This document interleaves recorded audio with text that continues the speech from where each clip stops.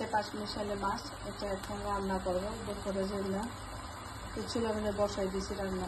এই যে মাছটা কষাইতেছি, মানে বেশি নাড়া দেওয়া যায় না। সালাম আলাইকুম, সবাই কেমন আছেন? আশা করি সবাই ভালো আছেন। যে যেখানে থাকেন সুস্থ থাকেন, ভালো থাকেন। তার একটা রেসিপি রান্না নিয়ে আসলাম আপনার সাথে শেয়ার করার জন্য। যদি ভালো লাগে আপুর ভিডিও লাইক শেয়ার করে দিবেন। তো এটা মাছ তরকারি রান্না করবো, আগে মাংস করে রান্না করব। তো ভিডিওটা দেখতে থাকেন। তো পেঁয়াজটা বাজাইছে গা, এখানে আদা রসুন লবণ আর হলুদের পাতি দিয়ে দিলাম। আজকে রান্নাটা এখন সকাল 9:30 বাজে, সকালে বসাইছি, একটু বাড়ে যায় মাছটা রান্না করে। এখানে মশলাটা কষাইলাম অনেকক্ষণই, কারণ মশলাটা পুরাটা কষাতে গেলে দিদি পরে যাবো। এখানে আমি এখন টমেটো দিয়ে দেবো, শুধু টমেটো দিয়ে রান্না করবো, কারণ আলু মুলু দিব না। এটা মানে বাইলা মাছই বলে, আর কী কী মাছ আছে আমি জানি না এত মাছের নাম। এটা ডাইকা দিচ্ছিলাম একটু পানি দিয়ে 5 মিনিট, টমেটো দিয়ে গইলা গেছে গা। এটা একবারে আর 5 মিনিট ডাকে দেবো, তারপরে একবারে গইলা যাবো গা। এটা আবার হাসপাতাল থাকলে আমার স্বাদ পাবো না। মাছটি এখন দিয়ে দিব, টমেটো দিয়ে এমনি গইলা গেছে গা, কারণ ডাইকা দিলে একটু জাল কমাই দিলে সুন্দর মতন। এখানে এটা মনে হয় বাইলা মাছ, এটা কি মাছ জানি না, একটা শিঙি মাছ মানে পাঁচমিশালি। আমি সবচেয়ে বড় কি আমি দেশের অনেক মাছের নাম জানি না, আমি দেশে কাছে তো মাছ খাই নাই, আর গুঁড়ো মাছ আমি কম খাইছি। আমার বাসা কয়েকটা মাছ ছিল, ওইটাই আমি খাইতাম। আমি গুঁড়ো মাছ খাইতে পারি না কাটার লেগে। তো মাছটা দিয়েছিলাম, মাছটা বেশি লাড়া দেওয়া যায় না। তো এখন আমি পানি দিয়ে দিতেছি, মানে ছাটি দিয়ে। মাছের উপরে পানি দিলে আমার মাছ শেষ হয়ে যাবে গুঁড়া গুঁড়া। তো যে পানি দিলাম, একটু লাড়া দিয়ে দিলে মাছটি পানিটি তলে মাছটির উপরে বাসবো, পানির উপরে। এটি একদম নরম মাছ, বাইলা মাছ, মানে ধরার আগে শেষ। এই যে দেখেন ভাঙ্গা যেতেছে, যেটা জলপাই দিয়ে রান্না করব। এখানে আমি এখন জলপাই দিয়ে দিলাম। জলপাই দিলে একটু টক লাগবো, কারণ গুঁড়া মাছ তো।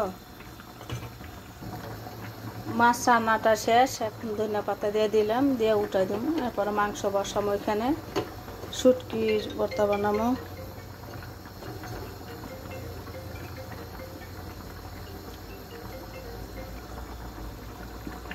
তো এই যে মাছ রান্নাটা,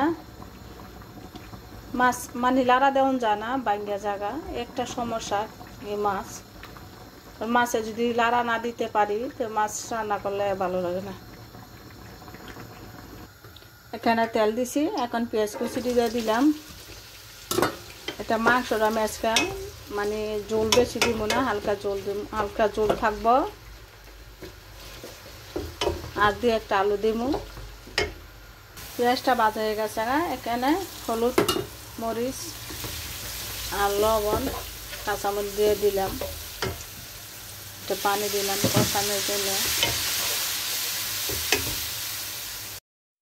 আদা রসুন দিয়ে দিলাম।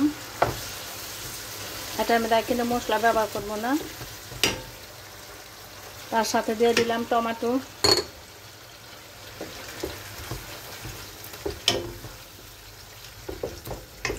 মশলা দিয়ে কষাইতেছি, দেখতে কি কালারটা অনেক সুন্দর কালার একটা আসছে, দেখতে অনেক ভালো লাগতেছে। এই যে মাংস দিই, মশলা কষানো হয়ে গেছে, এখন মাংস দিয়ে দিব। এটা খাসির মাংস, গরু মাংস না, কারণ হাড্ডির সাথে মাংস। আর যেটা গরু মাংস থাকে ওইটা বেশিরভাগ নিরালা মাংস থাকে, হাড্ডি কম থাকে, তো থিতে পাওয়া যায়। তারপরে বইলা দিলাম, কেউ যদি না জানে, কারণ আমার বাসায় বেশিরভাগই মাংসই, খাসির মাংস, গরু মাংস, মুরগির মাংস গুঁড়ো একই রান্না। তো মাছ রান্না করে কমই।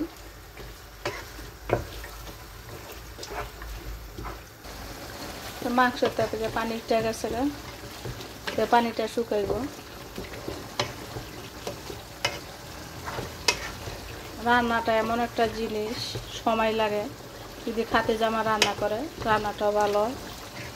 আর অনেক সময় রান্নাটা তারপর বেশিরভাগ রান্না কম করে, যদি রান্না করি 2-3 পদ করি, আর অনেক দিন আবার রান্না করি না। তো আজকে আবার রান্না করছি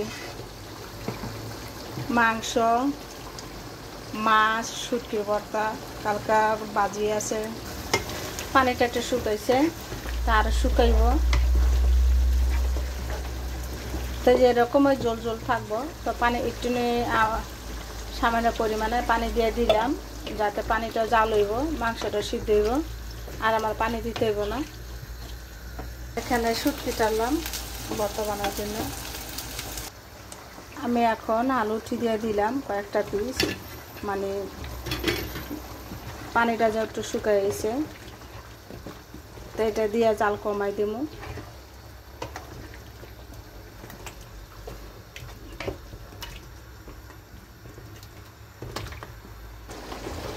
তো মাংস রান্না শেষ, আমার রান্নাও শেষ। আলুটা এমনি সিদ্ধ হয়ে যাবো গা। তো কার কাছে আপুর ভিডিও ভালো লাগে জানাবেন, রান্নাটা কেমন হলো তা বলবেন। আমি তো জানি না রান্নাটা কেমন হয়। তো আমার ছেলেমেয়েরা চোল খায় না, তো এই পর্যন্ত চোল থাকবো। তো সবাই ভালো থাকেন, আল্লাহ হাফেজ।